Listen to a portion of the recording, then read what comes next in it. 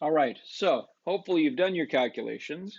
And here on the left, I'm just going to put the price of gas in 1963, 82, and 2006. However, as we go across here, in this column, here are the answers that I came up with, converting everything into 1963 dollars.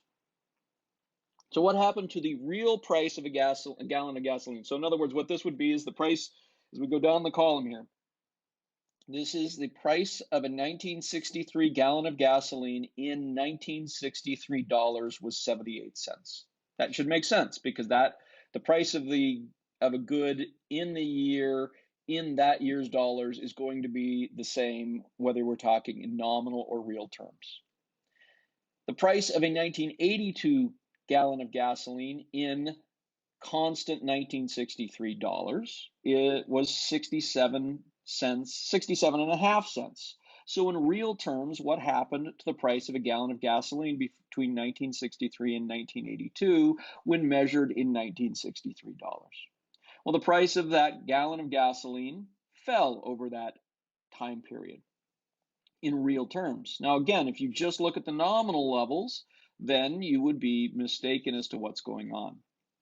And the price of a 2006 gallon of gasoline in 1963 dollars was a little bit less than 67 cents. So again, in real terms across that time period, while the nominal price doubled between 82 and 2006, the real price actually fell. Now, now we have another column. Here would be the price of these gallons of gasoline denominated in constant 1982 dollars. So in other words, we're holding the value of a dollar constant and we're looking at what it costs to buy these things. So the price of a gallon of 1963 gasoline in 1982 dollars was $1.44. In 82, the price of a gallon of gas in 1982 dollars was $1.25. Again, nominal and real should be the same in that instance. So the price of a gallon of gasoline in 1982 dollars fell between 1963 and 1982. Hey, that matches the 1963 dollar column. And of course, when we go from 1982 to 2006, the price of a gallon of gasoline, when measured in constant 1982 dollars, also fell. So it turns out whether we use 1963 dollars or 1982 dollars, we get the same trajectory. We get the right direction. It's just a different unit of measurement here. Now let's convert to constant 2002 dollars. Sorry, 2006 dollars. I think I put that in. Nope, I put it in correctly. Yeah, it's because the CPI is 202 there. So the price of a 1963 gallon of gasoline, which seemed so cheap in 1963 dollars, we say 78 cents. My goodness, that's cheap. However, once we convert that into 2006 dollars, keeping those units of measurement constant, the price of a 1963 gallon of gas in 2006 dollars was $2.92. Actually, fairly high. In 1982, the price of a 1982 gallon of gasoline in 2006 dollars is $2.53. So again, between 63 and 82 in real terms, the price of a gallon of gasoline fell when measured in 2006 dollars. And then between 82 and 2006, the price of a gallon of gasoline when measured in 2006 dollars also fell. So it turns out regardless of the year's dollars that we use here, we get the right answer. So regardless of any of these, the price of a gallon of gasoline in real terms fell between 1963 and 2006, despite the fact that the price of a gallon of gas in nominal terms went up significantly. And so this is where people will say, hey, back in my day, a gallon of gas only cost us a nickel. You say, well, was that a good deal? Again, in nominal terms, that's entirely plausible. But if in real terms a gallon of gas cost a nickel, that's a great deal. But it is entirely possible that back in their day, a nickel was actually converted into current dollars around maybe $5 a gallon. So one of the big takeaways here is what we should be looking at if we want to get a real picture about whether something has increased or decreased in price in real terms, rather than just in name or nominal, we would want to convert all of these values from nominal to real. And so if we're going to make fair comparisons, we need to use the same units. Hopefully that makes some sense to you. And hopefully the way to calculate this also makes sense to you. Of course, one of the questions here would be, why do we even care about all this, right? Inflation means an increase in prices, but it also means an increase in wages, right? So it's an overall increase in the price level. So some wages will have fallen, but on balance, if the price level has gone up, wages are also a price, and they, for most workers, will also have gone up. So who cares? What's the big deal? Why are we spending a week? Well, we aren't actually spending a week. In class, we probably would have more chance to work through some of these in practice. But why are we spending a significant chunk of the last, what do we have now? Few days? We don't have very many days or classes remaining to us. So why are we spending time on this? Again, the why do I care question. So one thing here is if you look between 2000 and 2007, this is the average annual inflation rate.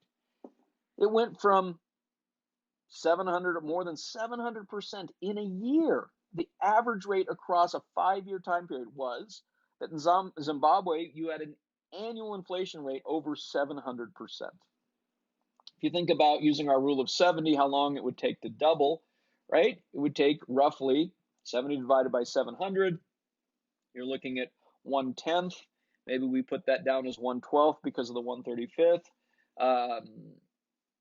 Because of the 735. At that point, really, prices are doubling every month. Wages, right? The price of rent, the price of gasoline, all of these prices are doubling every month. On the other hand, you drop down to the bottom here and you see in Japan, you had an average annual inflation rate across that same time period of only 0.3%. So this leads us to one of the things here, which is just trying to understand why we have such radically different rates of inflation across different countries.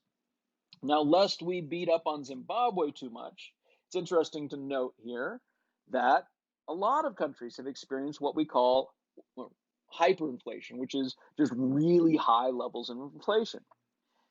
Between 1777 and 1780 in this country, there was cumulative inflation across that 3-year time period of 2,700%. And the maximum inflation on a monthly basis in any given month was 1,300%. So part of this isn't just explaining differences between countries. Part of this is also, again, explaining differences across time. Hopefully this sounds somewhat familiar. If we go back to growth, we said the two central puzzles of economics was explaining differential prosperity across time and space. And that's another puzzle here. We can apply the same logic to say that one of the puzzles of inflation is why we have such different rates across country and such different rates across time. Now, again, lest we beat up on America too much, you go down to Hungary at the bottom there, and we have the maximum inflation rate on a monthly basis was 4.9 times 10 to the 16th power. Now, for any of you who don't know what that is, that would mean we would move the decimal place to the right 16 times, which would mean it would be 419 with 14 zeros after it.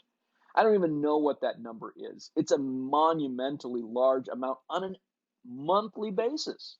Now, the cumulative rate over that 1-year time period was 1.3 times 10 to the 24th. That's 13 with 23 zeros after it. I don't even know what that number is. That breaks my brain. So that's one thing, is we have radically different levels of inflation across time and space. So that's one reason why we probably care, and we'll come back and hopefully add in another reason. So what explains this fluctuation in the growth rate in the price level? Basically, it boils down to this fun equation, and it's a fairly simple equation that you should all remember, and it's what's called the quantity theory of money here. We have M, which is the amount of money in circulation. It's the amount of money that has been printed. It's the amount of money that is moving around. Again, there's different measures of this, which we could zoom in on in an upper division class. If any of you take the intermediate macro class, we'll talk about different measures, M1, M2, M3. But for the time being, let's just sort of view this as the number of bills in circulation. V here is the velocity. It's the number of times in a year a bill is used on average for a purchase. P is our price level, our old friend, the price level here, which we are getting either from a CPI or GDP deflator or PPI or some other measure. And Y is real GDP, Y sub R. This is our old friend that we've been putting up in our solo model. Now, we put these together, and we're going to end up with M times V equals P times Y. Why is that the case? Well, if we think about it here, the price level times output is total purchases, right? Because output is the number of goods and services produced in a country in a year, typically, and you multiply that quantity times that price, and you get total purchases. So that's the right-hand side. P times Y is the right-hand side, and it equals total purchases. And on the left-hand side, the number of bills in circulation times the number of time multiplied by the number of times the bills are used for purchases in a year also must equal total purchases. And so what we end up with is M times V equals total purchases, P times Y equals total purchases, which means that N times V must equal P times Y. Gee, that's clear as mud, I'm guessing, for some people. But that's what must be true. Now it's going to be, right? So it turns out that, as we've talked about, output is fairly stable. Output tends to be driven by the factors of production and circulation, and V, right, largely depends upon technological aspects and infrastructure. So here would be a way to figure out if you understand velocity, and that would be to ask what the advent of the debit card did to velocity, or the ATM card. And it turns out the ATM card dramatically increased velocity. Why? Because basically before the ATM, what I would do is every month I'd go to the bank and or maybe every 2 weeks, and I would deposit a paycheck and I would take out the amount of cash that I expected to need for the next 2 weeks. And for most of those 2 weeks, those dollar bills sat in my pocket. This is clearly the case when I was in Iraq. What I did every time I got paid is I went to the bank and took out all of the money and I stuck it in a drawer by the side of my bed. Now I transferred some of it back to the US, but most of it I just shoved in a drawer. And then I would take it out as I needed it. Once the Iraqis have maybe debit cards, now part of that was because I didn't trust the banking system, but had I trusted the banking system, and they had good infrastructure and they had debit cards, then typically what I do now is my money is deposited, my paycheck is deposited straight into my bank account. My bank then lends most, if not all of that money out to people. We already talked about this with banks, right? They take my deposits and they lend them out to people. They keep a certain amount around to make sure that they have enough cash to hand out to people as people call to use that cash. But basically, instead of it sitting in a drawer, most of my paycheck now is in circulation. In other words, those bills are being used far more frequently for purchases in a year than they would be in Iraq or in an age without the ATM. And so velocity largely depends on sort of the financial infrastructure and also some confidence in the financial sector and whether you have well-functioning banks and bond markets and stock markets. In other words, if there's good financial intermediation. If there isn't good financial intermediation, people are, as we've already talked about, are going to save because they want to smooth their consumption. But basically all those dollar bills or dinar or any other unit of currency, sefa or naira, are going to be shoved in drawers next to beds or under beds or buried in walls or in hillsides. Yeah, that's basically we can look at velocity being determined by the infrastructure that is in place, largely financial infrastructure. And as we've talked about, output is fixed by the factors of production in the short term, which means that in the short run, the pieces that are going to change are going to be M and P. In other words, P is nobody has control over the price level. Prices, as we talked about, prices are an emergent phenomenon. They're going to emerge from the interaction of millions of individuals who are choosing according to their expected marginal benefit and expected marginal cost. The amount of money in circulation, however, is largely controlled in our current modern age by central banks. If it's not controlled by central banks, then it's controlled by the individuals that are issuing the currency. So you could think about Bitcoin. The amount of money in circulation isn't controlled by a given individual, but it is controlled by an algorithm that was programmed into that. So changes in the money supply is going to yield changes in the price level. Basically, price levels are pressure valve. And so if we have to try and explain fluctuations in the price level, what we've seen between countries and across time periods, our initial reaction is going to be to look at the amount of money in circulation. So a regular increase in the price level is due to an increase in the money supply. Now we can turn this into a slightly more usable form and turn these into growth rates. With the arrow over the top, it means growth rates. It's a simplified version. It means we don't have to use the actual numerical values of the amount of money in circulation or the number of times it's used, but we could look at the rate of growth in the money supply plus the rate of growth in the velocity must be pretty darn equal. Now again, this is an approximation, but it's a useful one. Is approximately equal to the growth rate in the price level, which we call inflation, plus the growth rate in output, which we're used to dealing with, is the growth rate in GDP. Again, we're talking real GDP.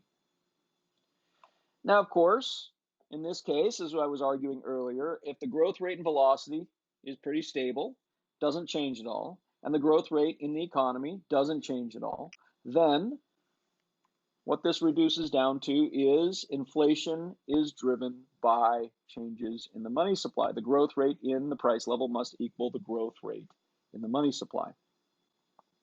And so what that tells us is that inflation is caused by basically central banks printing money. And this is, by and large, the majority of the causes of inflation.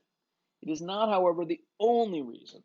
But big picture, yeah, I'm going to guess, certainly for hyperinflation, that the cause here is going to be changes in the money supply.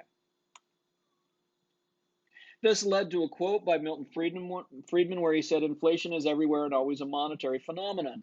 Now, this is not true because, again, output and velocity can change. So if you think about a positive growth rate in the economy of 5%, and a zero change in the velocity level, what would we need to do to keep price levels stable? Well, we would need to grow the money supply by the rate of growth in the economy, or else what we would see would be deflation. On the other hand, if the economy is contracting and we hold everything else constant, the price level will increase, which tells us that inflation is not everywhere and always a monetary phenomenon. We could rewrite this and revise it. And again, in class, we could have a meaningful discussion about how to rewrite this. And maybe I'll go ahead and leave that to you as some homework. Why don't you turn that in as homework? Rewrite this statement to make it factually accurate. See, Milton Friedman with this claim was making a polemic statement. He was making a point. He was saying if you had to guess and you had to put money on what was causing inflation, it's almost certainly going to be the money supply. And when he says monetary phenomenon, what he's distinguishing that from is velocity and output. He's not saying it involves money. That's oftentimes how people mistake this. So rewrite this statement to be factually accurate, to reflect the truth. And go ahead and send that as homework for our next class. I'll stop this here and take a moment. This is a 20-minute video, and we'll restart and continue on here in just a second.